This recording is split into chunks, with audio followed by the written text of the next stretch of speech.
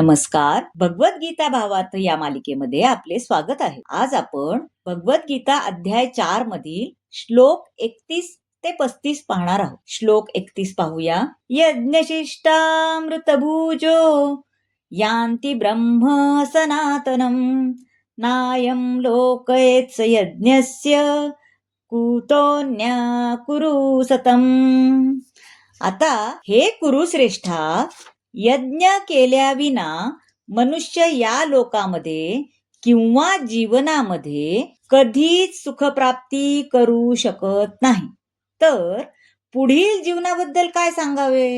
यज्ञातून उरलेले पवित्र अन्न जे ग्रहण करतात ते सनातन ब्रह्माला प्राप्त होतात असं म्हणणे. तसेच यज्ञ केल्यामुळे सिद्धी प्राप्त होते. म्हणून जर मनुष्य वेदांनुसार यज्ञ करण्यास इच्छुक नसेल तर तो या जीवनामध्ये सुखाची अपेक्षा कशी करू काय शकेल? आता स्वर्गामध्ये विविध प्रकारची सुखे उपलब्ध असतात. त्या सर्व ठिकाणी विविध प्रकारचे यज्ञ करण्याचा मनुष्यासाठी अमर्याद सुख असले, आपण म्हणतो ना स्वर्गात अप्सरा भेटतात, तसं विविध प्रकारचे अमर्याद सुख असले, परंतु एखाद्या मनुष्याला प्राप्य असे परमोच्च सुख म्हणजे कृष्ण भावनेद्वारा आध्यात्मिक लोकांमध्ये प्रवेश करणे असं आहे. त्याला अध्यात्मातच जास्त इंटरेस्ट आहे. मग ते कसं शक्य होईल? म्हणून कृष्ण भावना भावित जीवन हे भौतिक जीवनाच्या सर्व समस्यांचे समाधान आहे. आता श्लोक 32 पाहूया. एवं बहुविधा यज्ञा वितता ब्रह्मणो मुखे कर्मजान्वितान् सन्वनेवं ज्ञात्वा विमोक्षसे. यामध्ये बहुविधः म्हणजे नाना प्रकार, वित्तता म्हणजे विस्तारलेले आहे. आता ज्ञात्वा म्हणजे जाणून घेणे. सर्व विविध प्रकारचे यज्ञ हे कसे आहेत? वेद संमत आहेत आणि ते सर्व विविध प्रकारच्या कर्मापासून उत्पन्न झालेले आहेत.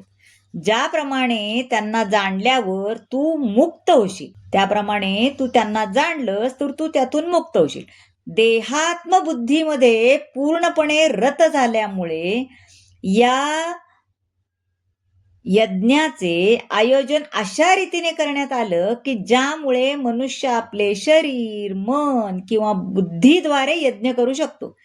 परंतु या सर्वाचा अंतिम उद्देश काय आहे? तर मनुष्याला शरीरातून मुक्त करणे हाच असतो, है की नाही? असं स्वतः भगवंत सांगत. आता श्लोक 33 पाहूया. श्रेयान् द्रव्यं मयाद्यज्ञात् ज्ञान यज्ञा परन्तप सर्वकर्माखिलं पार्थ ज्ञाने परिसमाप्यते. आता श्रेयान म्हणजे श्रेष्ठत, आणि द्रव्यमयात म्हणजे द्रव्याचा अखिलम, आणि अखिलम म्हणजे सर्व. हे परतम केवळ द्रव्य यज्ञापेक्षा ज्ञान यज्ञ श्रेष्ठ आहे. अंततः हे पार्थ सर्व कर्मयज्ञाचे पर्यवसान दिव्य ज्ञानामध्ये होते.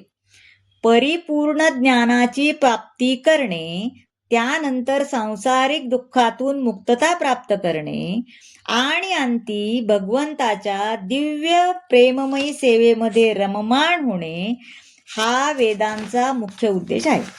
जेव्हा मनुष्याची श्रद्धा दिव्य ज्ञानाने मुक्त होते तेव्हा त्याला अशा दिव्य ज्ञानाशिवाय किंवा केवळ द्रव्याचा यज्ञ करण्यापेक्षा ते प्रगत आहे हे समजले पाहिजे.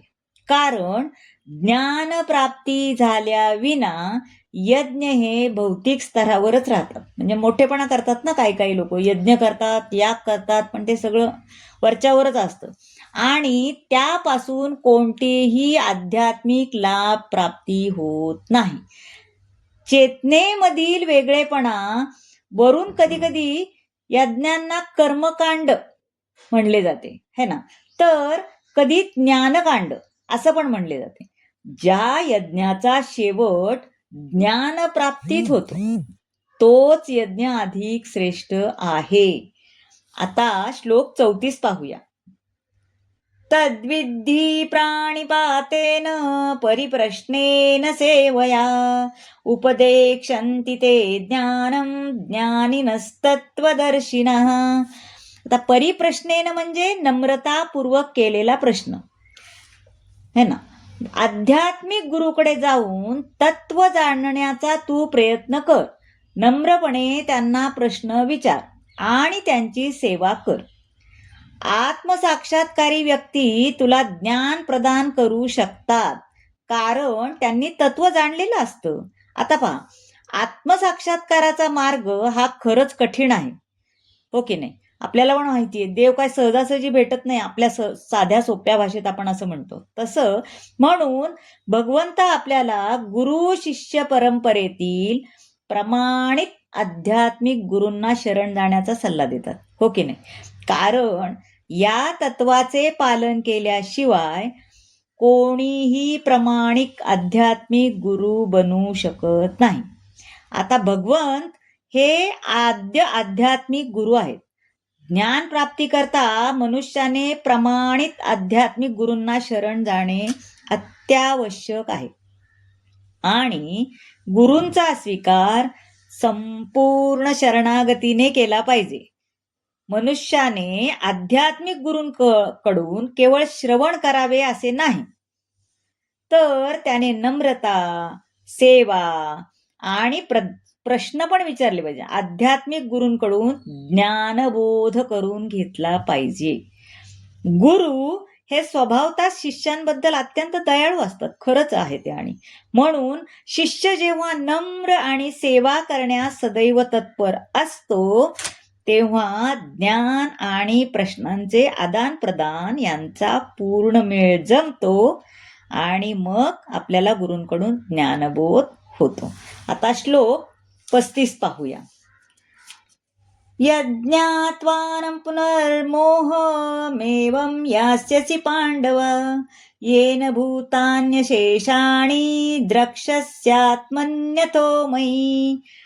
आता यत् ज्ञात्वा म्हणजे जे जाणल्याने असं आहे, आणि यास्यसी म्हणजे प्राप्त होशील, द्रक्ष्यसी म्हणजे तू पाहशील. तर आत्मसाक्षात्कारी जीवांकडून वास्तविक ज्ञानाची प्राप्ती झाल्यावर तू पुन्हा मोहित होणार नाहीस, हो ना. आध्यात्मिक साक्षात्कारी जीवांची वास्तविक ज्ञानाची प्राप्ती झाल्यावर असं होणारच नाही ना, आपण मोहित होणार नाही. कारण या ज्ञानाद्वारे तू पाहशील की सर्व प्राणी मात्र हे परमात्म्याचेच अंश आहेत, अर्थात माझेच आहेत. आता ब्रह्मसंहितेत स्पष्टपणे सांगितले बरं का, पुरुषोत्तम भगवान श्रीकृष्ण हे सर्व कारणांचे कारण आहेत. लक्षावधी अवतार म्हणजे त्यांची विविध केवळ विस्तारित रूप आहे. कुठल्या कुठल्या वेगळ्या वेगळ्या वेगळ्या रूपामध्ये आपल्याला ते दिसतात, है ना. संपूर्ण गीतेची शिकवणच ही आहे की जीव हा श्रीकृष्णाचा नित्य सेवक असल्यामुळे त्याला कृष्णापासून वेगळे करता येत नाही आणि श्रीकृष्णापासून आपण वेगळे आहोत या जीवाच्या भावनेलाच माया असं म्हटलं जातं. लक्षात आलं का? कृष्णापासून आपण वेगळे आहोत, देवापासून आपण खूप वेगळे आहेत, फार मोठे आहोत असं आपण जेव्हा म्हणतो तेव्हा या जीवाच्या भावनेलाच माया म्हटले जाते. जेव्हा मनुष्य कृष्ण भावनेद्वारे भगवंताच्या सेवेमध्ये संलग्न होतो तेव्हा त्याची मायेतून मुक्तता होते. असे विशुद्ध ज्ञान तो केवळ अधिकृत आध्यात्मिक गुरुकडूनच प्राप्त करू शकतो आणि त्या योगे जीव आणि कृष्ण एकच आहेत हा भ्रम टाळू शकतो. तर मंडळी, कसा वाटला आजचा भाग नक्की सांगा. आवडला असेल तर चॅनलला लाईक करा, शेअर करा, सबस्क्राईब करा. धन्यवाद.